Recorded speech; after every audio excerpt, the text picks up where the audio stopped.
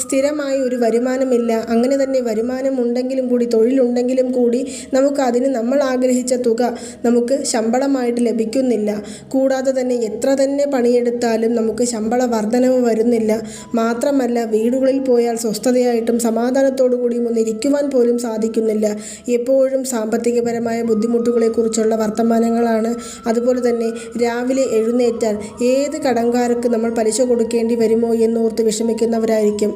ആഗ്രഹിച്ച് വാങ്ങിയ സ്വർണങ്ങൾ പോലും നമുക്ക് കഴുത്തിൽ ധരിക്കുവാൻ സാധിക്കാതെ പണയപ്പെടുത്തിയിട്ടുണ്ടാകും. എത്ര തന്നെ പലിശകൾ അടച്ചാലും അത് ഇപ്പോഴും പണയത്തിൽ തന്നെയാണ്. തിരിച്ചെടുക്കുവാൻ സാധിക്കുമോ എന്ന് പോലും നമുക്ക് അറിയുന്നില്ല എന്ന് നമ്മൾ ഒരുപാട് പേർ വിഷമിക്കുന്നുണ്ട്. നമ്മുടെ കമൻറ്റ് ബോക്സുകളിലൂടെ കാണുമ്പോഴെല്ലാം അത് നമുക്ക് മനസ്സിലാക്കുവാനും സാധിക്കുന്നുണ്ട്.